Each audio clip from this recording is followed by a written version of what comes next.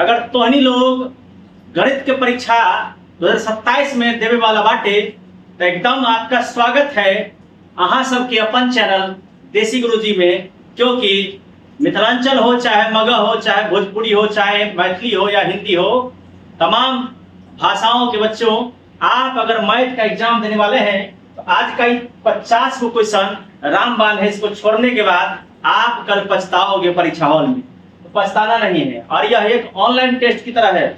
अगर ये वाला आज का क्वेश्चन अगर आप लोग को आ रहा है, समझिए कि मैथ में आप अपर लेवल पर हैं। तो चैलेंज है आप सबको, इस वीडियो में बने रहिए।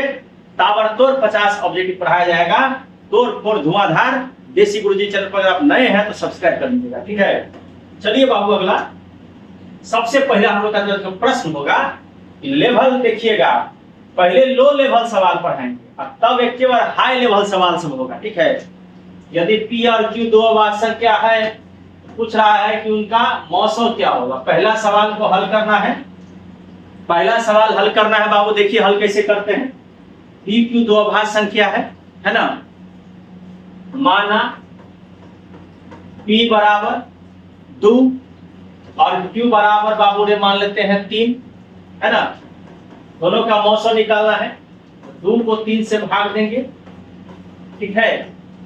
तो एक मर्तबे कट गया, 1 दूनी 2, इसका आंसर क्या हो गया 1। तो याद हो गया अभाज्य संख्या का मौसम 2, अभाज्य संख्या का मौसम क्या होगा 1। खटाक से टिक लगाना है। नेक्स्ट सवाल की तरफ बढ़ जाना, अगला सवाल की तरफ बढ़ जाना। निम्नलिखित में कौन सी परिमेय संख्या, ये सवाल जबरदस्त है।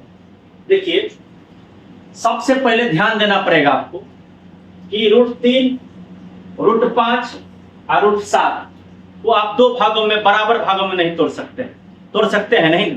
तो क्या करना है, √2 से √2 कट गया तो कितना बच गया, 2 बच गया। तो 2 क्या हो गया बाबू, P/Q के रूप में हो गया। इसका आंसर C हो जाएगा। क्या हो जाएगा बाबू, C हो जाएगा, ठीक है।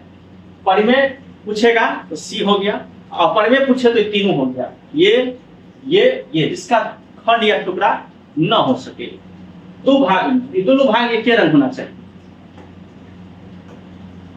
दो लगातार सम संख्या का मौसम पूछ रहा है। मान पहला संख्या मान लीजिए 2, दूसरा संख्या मान लीजिए 4। मौसम कह रहा है 2 को 2 दूनी 4, इसका आंसर कितना आ गया 2। दो लगातार सम संख्या का मौसम क्या हो गया बाबू रे, 2 हो गया, ठीक है। 6, 8, 22 का लौसो और मौसो का अनुपात, घबराना नहीं है, ध्यान दीजिए। 6, 8, 22 इसका लघुत्तम निकाल दो, दिया 6 2 चौके 8, 2 से 11 मर्तबे हो गया। अब 3 दूनी, उसको गुना करिए, 3 दूनी हो गया 6, 6 चौके 24 गुने 11, ठीक है। 24 गुने 11 कर देना है। अब 24 गुने 11 करेंगे बाबू तो कितना होगा, देखिए 24 दाहिने के 240, 24 का 24, 240 में 24 जोड़ेंगे तो 264 होगा, ठीक है। निकल गया लौसम। अब मौसम निकालना है, ध्यान दीजिएगा। वो मौसम निकालना है, क्या निकालना है, मौसम। तो मौसम निकालेगा दो तरीका है। एगो तरीका है इसको आप गुणनखंड करके बनाइए, एगो तरीका है बिना गुणनखंड का, और लौसम का भी दो तरीका है। तो आप दोनों तरीका से निकाल सकते हैं, एग्जाम में कोई जरूरी नहीं, ठीक है। तो आपको अगर ये वाला तरीका लगे, 2 गुने 3 8 बराबर 2 गुने 4, 2 गुने 2 गुने 4, 2 दूनी 4 दूनी 8, 22 बराबर 2 गुने 11। ये तरीका सबसे आसान है मौसम निकालने का। काहे कि एकदम आसान इसलिए है कि इसमें तीनों में कौन आ रहा है, 2 आ रहा है, तो मौसम हो गया लौसम, है ना। अब बट्टा में लिखना है मौसम। मौसम कितना आ गया बाबू, बनाना है देखिए इस तरीके से। मौसम कितना आ गया, 2 आ गया। मौसम कितना आ गया बाबू, 2। अब लौसम मौसम का अनुपात पूछ रहा है, फटाक से काट 132:1।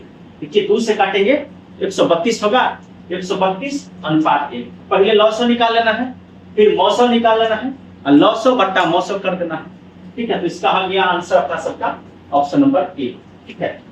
नेक्स्ट क्वेश्चन बाबू, प्रत्येक धनात्मक सम पूर्णांक में निम्नलिखित में से कौन सा रूप सत्य है? याद रखिएगा, धनात्मक पूर्णांक पूछे, याद रखिएगा धनात्मक सम पूर्णांक पूछे, कुछ भी दिया रहे ऑप्शन में तो 2q होगा, q रहे, p रहे, r रहे, s रहे, तो सिर्फ 2q, 2a, 2p, 2r, 2s होगा। कब? जब धनात्मक सम पूर्णांक दिया। आज जब ये विषम दिया रहे तो इसमें +1 जोड़ दीजिएगा। q दे रहे, p रहे, r रहे, s रहे, कुछ भी रहे, उसमें +1 लगा देना है। कब? जब विषम हो तब।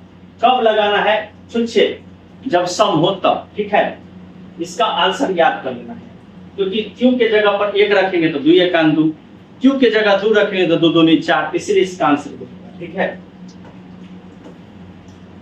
0 3 2 जहां पर इसको देखिए रेकरिंग है, इसको p/q के रूप में बनाना है। ध्यान 0.32 2 के ऊपर में रेकरिंग है, कैसे बनेगा बता देते हैं। संख्या लिखिए 32, क्या गो पर रेकरिंग है? एगो पर, एगो 9 लिखिए। क्या गो पर रेकरिंग नहीं है दशमलव के बाद? एगो पर, एगो 0 लिखिए। कितना आ गया? 32/90। आराम से खोज लीजिए, लगा दीजिए। ठीक, अगला देखिए, इसका दशमलव प्रसार अशांत होगा। अशांत माने जानते हैं ना, शांत नहीं, अशांत। देखिए 8 को तोड़ेंगे तो 2 दूनी 4 दूनी 8, इस 8 को तोड़ेंगे तो 2 दूनी 4 दूनी 8। निचलका को तोड़ना है, ऊपरका को नहीं, सिर्फ निचलका को तोड़ के पता लग जाएगा। इसको तोड़िए 2 दूनी 4 दूनी 8 है ना, दूनी 16, 2 दूनी 4 दूनी 8, 5 40, 40 5 200, 200 5। देखिए इसमें 2 और 5 आ गया। 15 को तोड़िए, 3 5 15। अब इसका कौन सा संख्या है इसमें खाली 2 या 5 आया? देखिए 2 और 5, 2 इसमें आया हुआ है, 2 इसमें आया हुआ है, 2 5 इसमें आया हुआ है, यानी छुच्छे 2 और छुच्छे 5, नहीं तो दोनों 2 5 वाला को छोड़ देना है। अब इसके अलावे इसमें 5 तो आया है, लेकिन 5 के अलावे 2 नहीं, 3 आ गया। जब ये 3 आ गया तो ये आसान हो जाएगा। ठीक है, रेडीमेड ट्रिक है बाबू, ऐसे ही करके आपको भी बना लेना है। कॉपी में बनाते हैं तो ऐसे ही बनाइएगा, जिससे कि याद रहे कि सर जी क्या बताएंगे। ठीक है ना। अगला देखिए, यदि दो संख्या का गुणनफल 2166 है, ये उनका 919 है, तो पूछेगा उनका लॉसर क्या होगा। या दो गो संख्या दिया रहे ना, उसको गुना कर देना डायरेक्ट। अगर दो गो संख्या दिया रहे तो गुना कर देना, नहीं गुना करके दे ले रहे तो कोई दिक्कत नहीं। इसको ऐसे बनाना है, a गुने b, और निकालना क्या है? देखिए निकालना है लॉस, लेकिन लिखेंगे यहाँ पे HCF, जो दिया रहे उसी को लिख दीजिएगा। ठीक है, a गुने b दिया है 2166, और बट्टा में HCF कितना है? 19। भाग दे दीजिए कहीं साइड में, 19 का 19, 19 का 19 है ना, सॉरी 19 चौक 76, यानी कितना आ गया काटने पर? 174। इसका आंसर क्या हो जाएगा बोलिए? 174। एकदम आसान सवाल, एकदम आसान, एकदम आसान। 12 का परमेयीकरण गुणांक क्या है? ध्यान रखिए इस बात, ध्यान रखिए।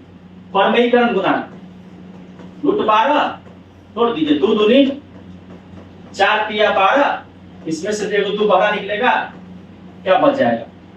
2√3 बच जाएगा। समझ में आया बात? ये इसका आंसर हो जाएगा। अगला सवाल देखिए, आज का सवाल जबरदस्त, आज का सवाल जबरदस्त। यदि Q P एक अभाज्य संख्या है, अभाज्य संख्या यानी उसका कोई गुणनखंड नहीं, और अगर रूट में रहेगा तो कौन सा संख्या है सो पूछ रहा है आपसे, हो जाएगा।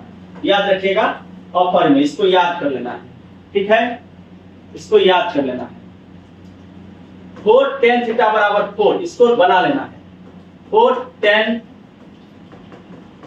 4 से 4 कट गया तो tan थीटा बराबर हो जाएगा 1। tan थीटा बराबर tan 45, क्योंकि tan 45 का मान कितना होता है? 1। tan से tan कट गया तो थीटा बराबर कितना हो गया? 1 छुच्छे 1। ठीक है ना। इसका मतलब थीटा का पूछ रहा आंसर क्या होगा, तो हो जाएगा 45, यही पे बन गया। ठीक है ना, थीटा बराबर 45 डिग्री, यही पे बन गया। ठीक है ना, थीटा बराबर कितना हो गया हमने? 45 डिग्री। ओके, अब जो है 12 नंबर है कि sine square plus cos square. याद रखना है कि sine square theta plus cos square theta बराबर होता है 1। सिर्फ फॉर्मूला से बन जाएगा ये सवाल कि साइन प्लस कॉस बराबर 1। साइन ही मार देते हैं। अगर तू साइन होता या अगर मैं साइन होता तो तुझे कॉस बनाता, दोनों पे स्क्वायर लग जाता, हम दोनों एक हो जाते। साइन प्लस कॉस बराबर 1। ठीक है, समझ में आया कि नहीं आया? सेक माइनस 10, देखिए सेक माइनस 10 भी होता है 1। फॉर्मूला सब है, ये सब फॉर्मूला है। सेक माइनस 10 स्क्वायर थीटा बराबर क्या होता है 1। इसका आंसर भी हो जाएगा 1।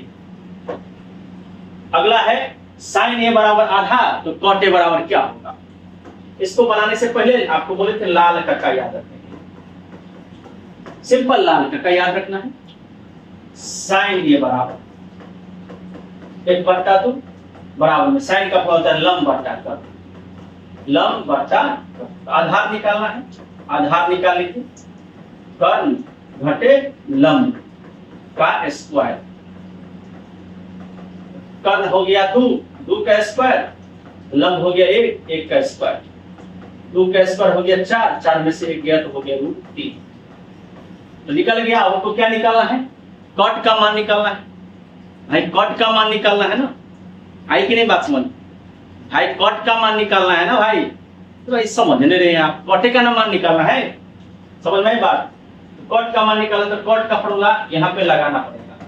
देखिए sine cos 10 cosec sec cot, यानी एक बार ऊपर से नीचे की तरफ, एक बार नीचे से ऊपर की तरफ। Sine cos 10 cosec sec cot, cot का होगा आधार बट्टा लंब।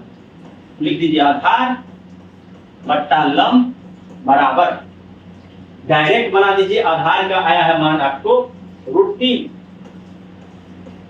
लंब का यहां से मान दीजिए 1।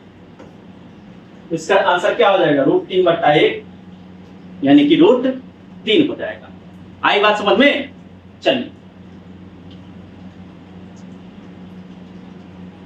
अब उसके बाद हम लोग का सवाल है कि 1 minus cos square theta into 1 plus cot square theta बराबर क्या होता है। देखिए सवाल में उत्तर है 1 माइनस कॉस हो जाता है साइन स्क्वायर थीटा और 1 प्लस कॉट स्क्वायर थीटा हो जाता है कोसेक स्क्वायर थीटा। याद रखना है। और साइन गुने कोसेक हमेशा क्या होता है? 1। साइन गुने कोसेक बराबर क्या होता है? हमेशा 1 होता है। साइन गुने कोसेक 1, 10 गुने कॉट 1। याद रखिएगा साइन का उल्टा कोसेक, तो साइन गुने कोसेक 1। कॉस का उल्टा सेक तो कॉस गुने सेक 1। 10 का उल्टा कॉट तो 10 गुने कॉट 1। याद रखना है। साइन गुने कोसेक क्या हो जाएगा? इसका आंसर 1 हो जाएगा। साइन 90 डिग्री माइनस ए बराबर क्या होता है? फॉर्मूला है साइन 90 डिग्री माइनस ए बराबर क्या होता है? फॉर्मूला है, सबको मालूम होगा कॉस ए। ठीक है, यदि tan a बराबर 4/3 तो साइन a का मान क्या होगा? फिर से वही फॉर्मूला लिख लेना है, लाल कक्का, एक बार ऊपर से एक बार नीचे से। तो इसमें दुबले वाला होगा क्योंकि tan है और साइन है बाबू ने। सबसे पहले लिख देंगे यहां पर tan a बराबर 4/3 साइन cos 10, साइन cos 10 का मान होगा लंब बट्टा आधार, लंब बट्टा आधार है ना। आपको साइन निकालना है, लिख देंगे साइन ए। इसका फॉर्मूला होता है लंब बट्टा कट, लंब बट्टा कट। होता है कि नहीं होता है? अब लंब का मान दिया हुआ है 4 तो लिख देंगे 4 है ना।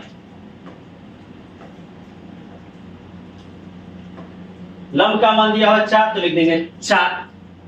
अब नेक्स्ट कर्ण निकालना है। कर्ण के लिए क्या लिखेंगे बाबू? कर्ण के लिए क्या लिखना है? कर्ण का फॉर्मूला होता है लंब स्क्वायर और जोड़ आधार स्क्वायर। तो 4 अब बट्टा में लंब कितना है? 4 का स्क्वायर हो गया 16। आधार कितना है? 3 का स्क्वायर 9, 16 9 25, 4/5 क्योंकि 25 टूटेगा तो कितना आएगा? 5। 4/5 option number B. Sine 30 degree, sine 30 degree और कॉस 60 डिग्री का मान क्या होता है? इसका ऐसे ही बनाइएगा, इसका होता है 1/2, सवाल उतार के बनाइएगा, सवाल लिख लीजिएगा, है ना। और तब इसका होता है 1/2, दोनों का एक रंग मान होता है, 2 2 का लघुत्तम 2, 1 1 का 1, 2/2 काटे तो 1 आ गया आंसर, बी नंबर। आई बात समझ में? Very good. sec a plus 10a into 1 minus sin a, ये थोड़ा सा बनेगा। sec का होता है वो उल्टा cos, 10 का उल्टा होता है sin by cos, फॉर्मूला होता है। सवाल उतार लीजिएगा बाबू, ये वाला सब त्रिकोणमिति का सवाल सब उतार लीजिएगा। सवाल मतलब बनाते टाइम में सवाल ऊपर में लिखना पड़ेगा तब ना बनेगा कॉपी में। sin बट्टा cos, cos cos का लघुत्तम cos हो गया। और पहले इसको तोड़ रहे हैं, इसको अभी बगल में रखे हुए हैं ना, कहिएगा तो इसको भी लिख देंगे यहाँ पे 1 माइनस साइन ए, कहिएगा तो लिख देंगे 1 माइनस साइन ए, लिख दिए, बगल में लिख देना। अब देखिए cos cos करता हूं, cos तो एक cos से cos कट गया तो sin ए। अब देखिए क्या है, 1 प्लस साइन और 1 माइनस साइन का गुना हो जाएगा, ये हो जाएगा 1 माइनस साइन स्क्वायर, नीचे में हो जाएगा बट्टा cos। अब 1 माइनस साइन स्क्वायर बराबर होता है cos स्क्वायर, यहाँ लिख देंगे cos स्क्वायर, बट्टा में हो जाएगा cos ए। अब एगो cos स्क्वायर को एगो cos से काटेंगे तो एगो cos ए ऊपर में बच जाएगा, इसका ऑप्शन नंबर हो जाएगा B, it is the correct answer. समझ में आया कि नहीं आया? तो थोड़ा सा प्रोसेस है, किसी किसी सवाल में प्रोसेस से चलना पड़ता है बाबू। चलिए, यदि 3 थीटा बराबर 90 डिग्री, देखिए 3 थीटा बराबर 90 डिग्री है, आराम से ये बन जाएगा। इसको लिखिएगा थीटा बराबर 90/3, काटिएगा तो हो गया 30, इसीलिए cos 30 का मान करना है। cos 30 का मान क्या होता है सबको मालूम है, √3/2। ये तो मान आपको याद रखना है, एग्जाम में मान आपको अपने बनाने भी आना चाहिए, या नहीं तो याद रखिए, ठीक है ना। अब मान नहीं आता है बनाने के लिए तो हमारे जाइए YouTube पर और सर्च करिए त्रिकोणमिति, है ना, मान जैसे गुरुजी, अपने आप को आ जाएगा 2-3 वीडियो, पूरा फॉर्मूला त्रिकोणमिति का जेड से लेकर फुनगी तक पढ़ाए हुए हैं, जाके देख के बढ़िया से तैयारी करिए, समझे।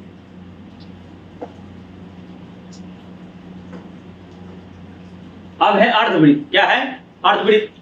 अर्धवृत्त का व्यास 14 है, तो अर्धवृत्त का पूछ रहा है आपसे परिमाप क्या होगा, ठीक है।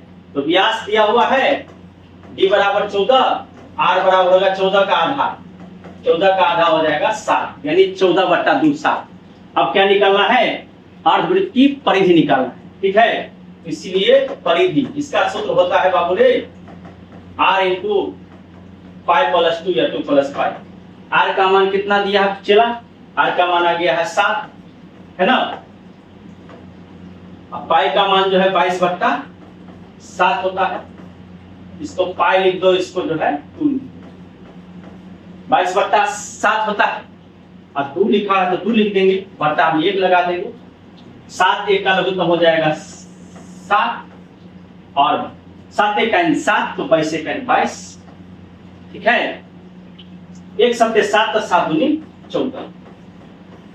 अब देखो 7 से 7 कट गया, 22 और 14 को जोड़ी तो 4 2 6 और 2 1 3, 4 2 6 2 1 3 यानी 36, यानी इसका आंसर आ जाएगा बाबू रे 36। एग्जाम में बहुत बार पूछा जाता है। चलो,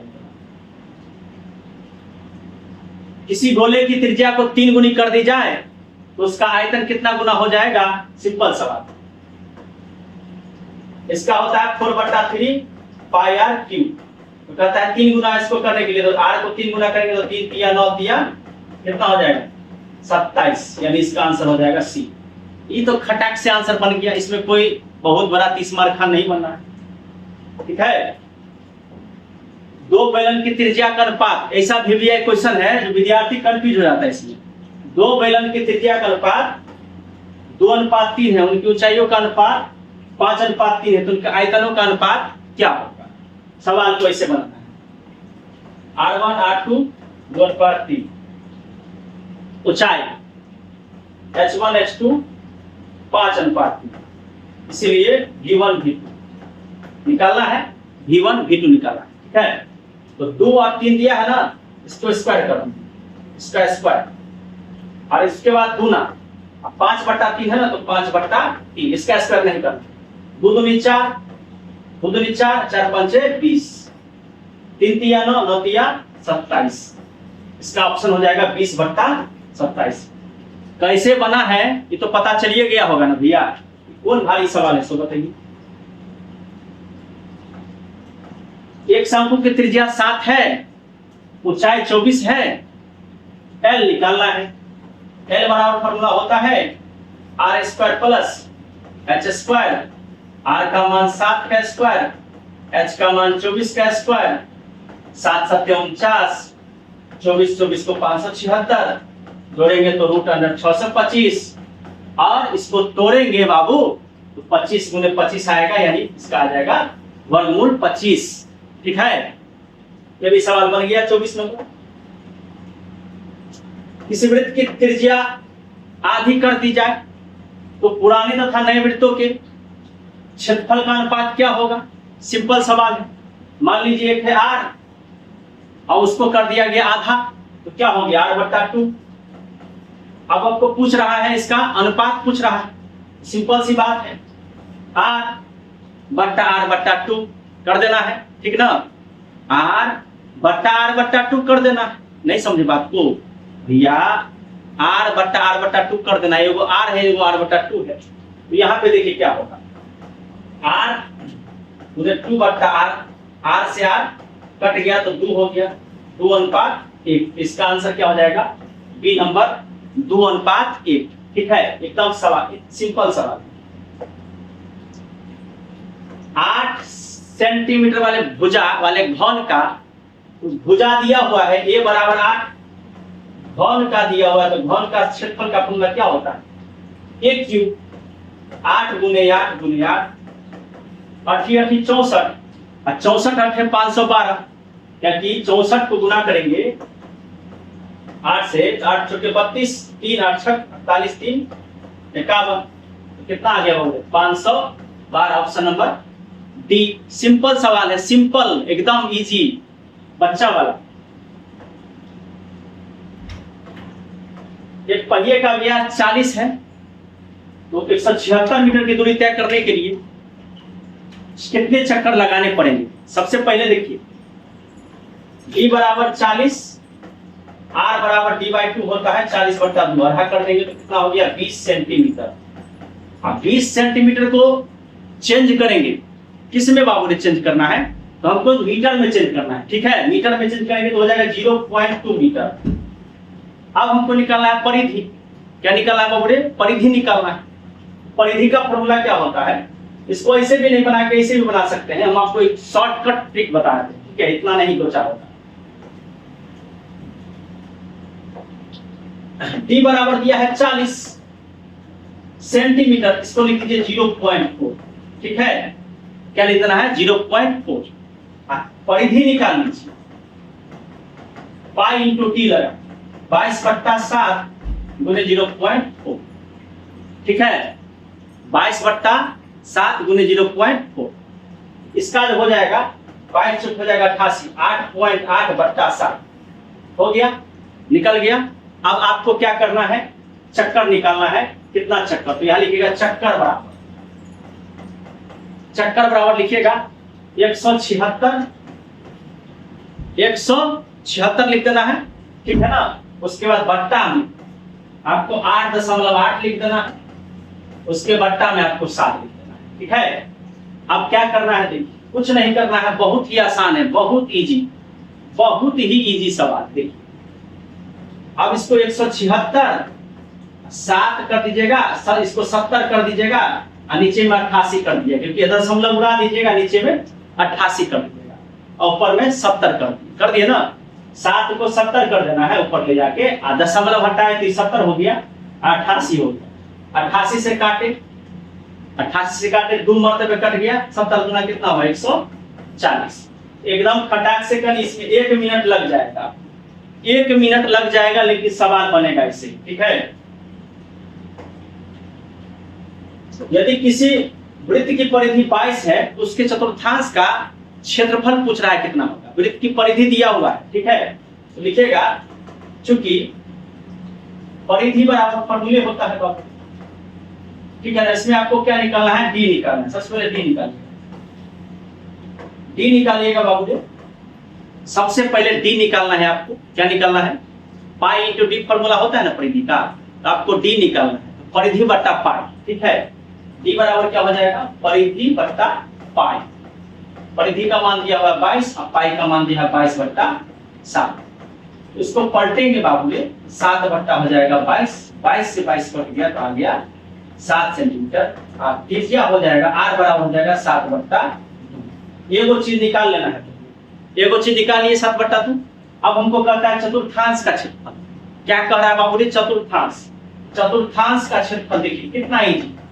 क्या फॉर्मूला होता है, पाई आर स्क्वायर बट्टा 4, पाई आर स्क्वायर बट्टा 4। ऊपर में बताइए 22/7 गुने आर का मान कितना है, 7/2, 7/2, 7/2 गुने 7/2। नीचे में आ गया 4। अब देखिए 7 से 7 को उड़ा दिए, 2 से उड़ा दिए इसको, तो 2 से हो गया 11। 11 सत्ते 77 बट्टा में नीचा में 2 चल। देखिए 11 सत्ते 77 नीचा में 2, ठीक है। इसको पलट देना है, 4/1 है तो 1 को ऊपर कर देना है, 4 को नीचे। 77/8 आ गया ना, 4 दूनी 8। तो पहला पार्ट में आर निकालना है, दूसरे पार्ट में चतुर्थांश निकालना है। ये सब 1-1.5 मिनट वाला क्वेश्चन। परीक्षा में ऐसा सवाल आए तो पहले हल्का सवाल बना लीजिएगा, तो ये सब सवाल में आइएगा, नहीं तो टाइम वेस्ट करेगा ये सब सवाल। लेकिन प्रैक्टिस जबरदस्त रखना है, एकदम लाजवाब प्रैक्टिस रखना है आप सबको, ठीक ना।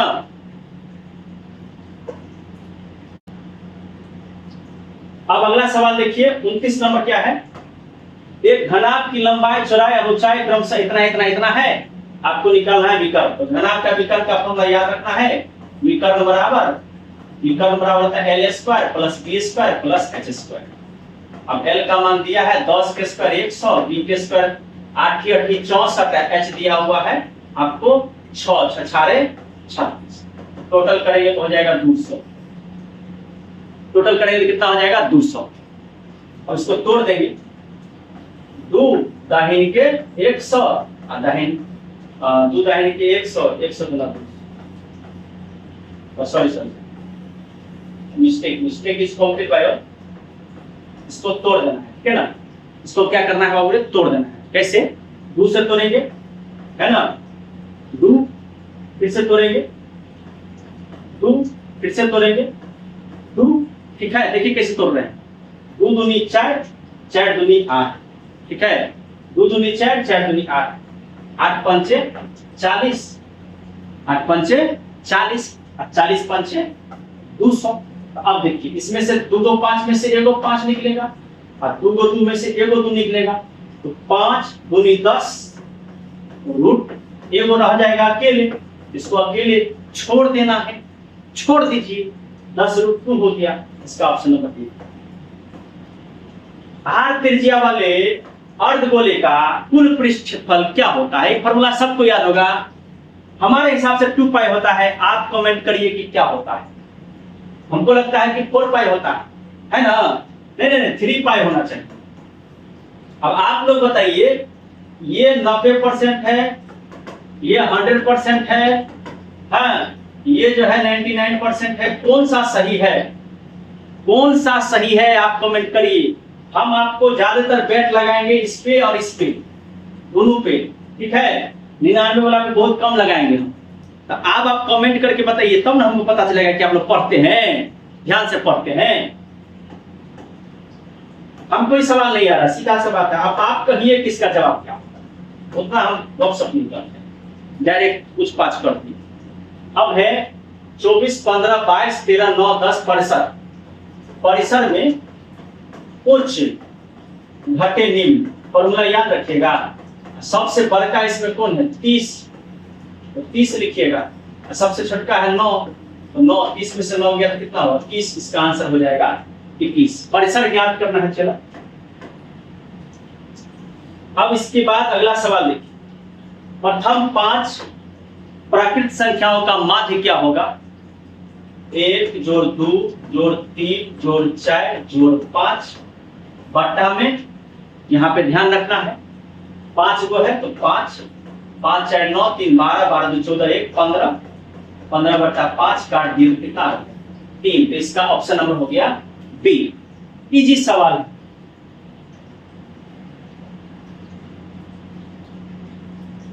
चर मान 3 8 5 3 8 2 4 की माध्यिका क्या होगी? जब ये माध्यिका निकालना हो आरोही क्रम, आरोही क्रम सबसे पहले याद रखना। सबसे छोटा 2, तब 3, तब 8, तब जब 2, तब 3, तब 4, तब 5 और तब 8। इधरों से एगो बोलिए, ये इधरों से एगो, इधरों से एगो, इधरों से एगो, बीच में कौन बच गया 4। इसका आंसर क्या हो गया 4। एकदम इजी सवाल है। चलिए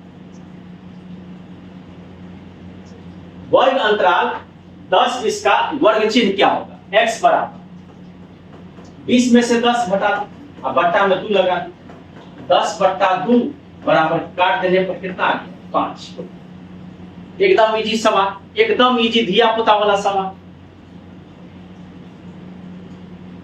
किसी बारंबारता बंटन में सबसे अधिक बारंबारता वाले वर्ग को क्या कहते हैं? बहुलक वर्ग। ये तो सिंपल है। यदि 3 4 8 5 x का मान 5 है तो x का मान क्या होगा? इसको ऐसे जोड़ना है, 3 जोड़ 4 जोड़ 8 जोड़ 5 जोड़ x बट्टा में 5 बराबर में 5। ठीक है, अब इसको जोड़िए, 4 3 7, 7 8 15, 15 5 20 प्लस x, गुना करिए, 5 5 25, x बराबर 25 में से 20 घटाइए, 25 में से 20 घटा देंगे कितना बच गया 5 बच गया। इसका आंसर क्या होगा 10 होगा, नहीं कहता 5 होगा ना जी। आंकड़ा 7 8 9 7 8 9 9 3 का बहुलक क्या होगा? बहुलक अधिक, सबसे अधिक बार कौन आ रहा है इसको गिन लीजिए, 1 बार 2 बार 3 बार, 9 आ रहा है। इसका आंसर क्या हो जाएगा 9 हो जाएगा। एकदम VBR। ये को सवाल ऐसा नहीं है जो बिहार बोर्ड इस बार नहीं पूछेगा। आप चैलेंज हम आपको करते हैं, देखिएगा अपना क्वेश्चन, आप देखिए 37 हो गया। संचयी बारंबारता वक्र को क्या कहते हैं? संचयी बारंबारता वक्र को क्या कहा जाता है? त्वरण याद रखना है। यदि किसी वितरण का माध्य 6 है और माध्यिका, तो उसका बहुलक क्या होगा? तो बहुलक के लिए याद रखना है 3 गुने माध्यिका, हाँ घटे 2 गुने माध्य।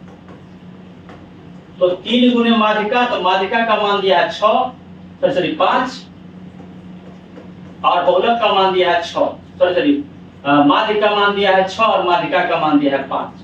तो 5 दिया 15, 6 दूनी 12, 15 में से 12 गया तो कितना बचेगा 3। फॉर्मूला है 3 गुने माध्यिका घटे 2 गुने माध्य। इस पे सवाल पूछता है बिहार बोर्ड, याद रखिएगा। केंद्रीय प्रवृत्ति की सबसे उपयुक्त मानक मान कौन सी होती है? याद रखना है मान। ठीक है, असंभव घटना की प्रायिकता कितनी होती है? 0। असंभव घटना की प्रायिकता कितनी होती है? 1। याद करने वाला क्वेश्चन है। यदि किसी मैच को जीतने की प्रायिकता 0.62 है तो हारने की प्रायिकता क्या होगी? तो 1.00 में से 0.62 घटाएंगे, 10 में से 2 गया 8, ये बच गया 9, 9 में से 6 गया 3, तो 38 0.38 हो जाएगा। ठीक है, आई बात समझ में? जी सर। 2 सिक्कों को एक साथ उछालने पर दोनों पर शीर्ष आने की प्रायिकता क्या होगी? देखिए, हेड आने की, 2 सिक्का को एक साथ उछाले हैं तो H आ सकता है, T आ सकता है, T आ सकता है, तो TH आ सकता है। 2 सिक्के को एक साथ उछाले दोनों पर हेड क्या बार आ सकता है? देखिए, दोनों पर हेड जो है एक ही बार आ सकता है, इसलिए इसका जो हो जाएगा 1/, टोटल क्या हो गया 4। इसका आंसर क्या हो गया 1/4। इसका आंसर एकदम क्या हो गया 1/4। ये हो गया आपको